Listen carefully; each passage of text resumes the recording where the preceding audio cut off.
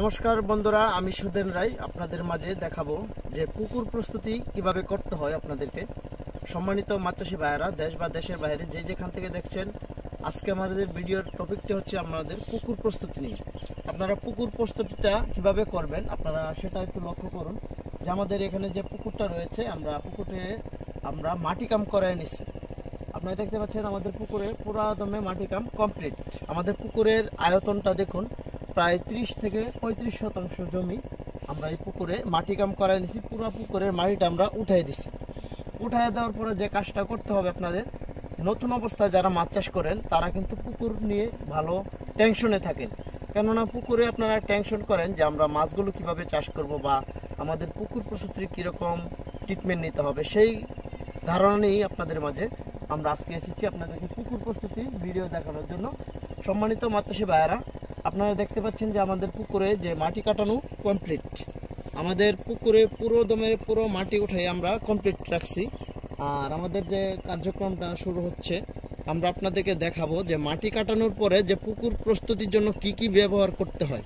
তা আমাদের ভিডিওটি সাথে থেকে দেখুন। আমরা দেখাচ্ছি আপনাদেরকে সকল প্রকারের পুকুর প্রস্তুতির কি কি ট্রিটমেন্ট লাগবে এবং কি কি উপাদান লাগে। পুকুর প্রস্তুতির জন্য যে কাজটা করতে হবে, প্রথম অবস্থা নিতে হবে আপনাদের জন্য। আমরা আরেকটা জিনিস ভুলে গেছি আপনাদেরকে দেখানোর জন্য। পুকুর প্রস্তুতির জন্য প্রথম অবস্থা লাগবে চুন, গ্যাস ট্যাবলেট, কিন্তু এটা আমরা মেরে দিচ্ছি, আমরা দেখাতে পাচ্ছি না। আপনাদেরকে দেখাবো যে পুকুর প্রস্তুতির চুন বা গ্যাস ট্যাবলেট প্রয়োগ করার পরে কি কি উপাদান লাগবে। এখানে রয়েছে আপনার টিএসপি 4, যেটা কালো সার বলে অনেকেই, এটা 1 নাম্বারটা। 2 নাম্বার হচ্ছে ইউরিয়া সার, যেটা সাদা সার বলা হয়। দেখেন আমরা দেখাচ্ছি আমাদের পুকুরে যে আমরা কি কি উপাদান দিচ্ছি। দেখেন ইউরিয়া সার, এটা হচ্ছে ইউরিয়া সার। এরপর রয়েছে আপনাদের জন্য লালি, দেখেন লালিটা আমরা দেবো সময় আপনাদেরকে দেখাচ্ছি। এরপর রয়েছে আমাদের যে সরিষার থেকে যে খোলটা হয়, এই যে খোল, সরিষার খোল, এই খোলটাও দিতে হবে আপনাদের পুকুরের জন্য। কারণ নতুন অবস্থায় পুকুর খনন করলে আপনাদের সব কিছুই লাগবে। এরপরে রয়েছে আমাদের জন্য ময়দা, কেননা ময়দা যদি আপনারা পুকুরে না দেন, ময়দা বা লালি বা আপনারা গোবরও দিতে পারবেন। গোবর আমরা দিইনি, কিন্তু আগামীতে যদি ভিডিও হয় আমরা দেখাবো। এই দেখেন হচ্ছে ময়দা। এখন আমরা সবগুলো একসাথে মিশ্রণ করব। এই দেখেন আমরা ময়দাটা ডালতেছি বালতিতে, ময়দা ডালবো। এরপরে ডালবো আপনাদের জন্য লালি। এই হচ্ছে লালিটা আমরা ময়দার সাথে দিয়ে দিচ্ছি, কেননা লালিটাও দিতে হবে ময়দার সাথে।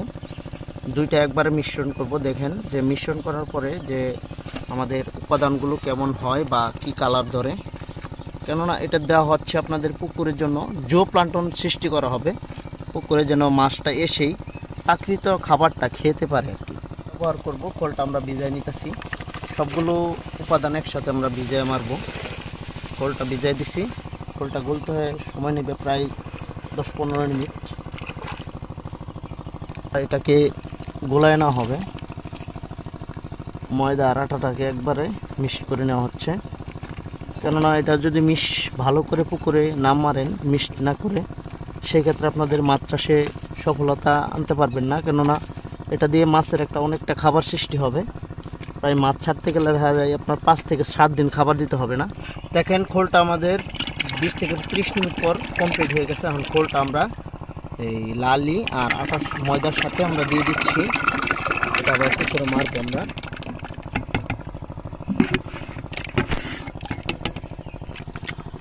দেখেন মিক্স করার পরে কালারটা কেমন আসছে। সব 3টা উপাদান এখানে দেওয়া আছে। এখন আমরা এটা মেরে দেবো পুকুরে মেরে দেওয়ার পরে আমরা প্রয়োগ করব ইউরিয়া সার আর হচ্ছে টিএসপি মাটি সার। পুকুরে মাটি কাটার পরে আমরা কিন্তু পুকুরে পানি দিয়ে দিচ্ছি। দেখেন আমাদের পুকুরের আয়তনটা। এখন আমরা পুকুরে যে জিনিসটা মারবো সেটা হচ্ছে আপনার এই লালি আর হচ্ছে আপনার যে আমরা ময়দা গুলাইছি আর খোল, এটা পুকুরে ছিটিয়ে দেবো। দেখুন আমরা কীভাবে ছিটিয়ে দিচ্ছি। পুরো পুকুর জুড়ে আমরা এই খাবারটা দিচ্ছি। সেই খাবারটা দেখতে পাচ্ছি স্যার, যে আমরা এখানে যে মাছ কাটাই দিচ্ছি যেন মাছ আমাদের খাবারটা এসে পাইতে পারে, খাবারটা দিতে হবে।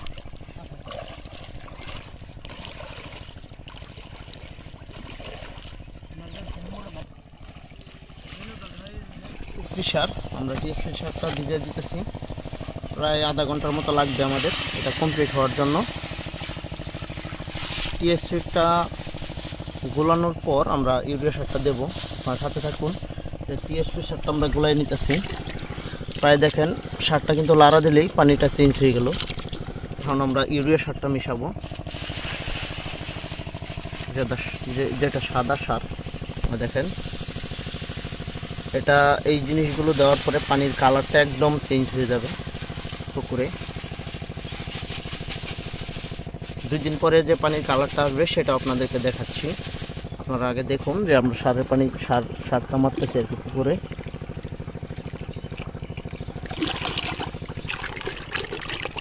দেখেন আমরা সারটাকে একদম গুলাই নিছি। এখন আমরা সার পুকুরে ছিটিয়ে দেবো। আমার সাথে থেকে দেখুন যে আমাদের সারটা কিন্তু আমরা পুকুরে ছিটিয়ে দিতেছি।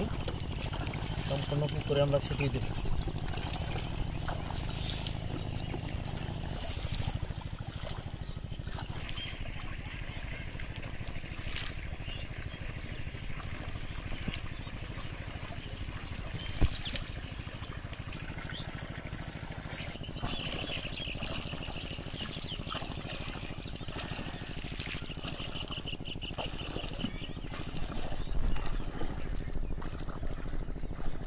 প্রিয় মাছ চাষি ভাইয়েরা, আমাদের পুরো পুকুরে কিন্তু কার্যক্রম মোটামুটিভাবে শেষ।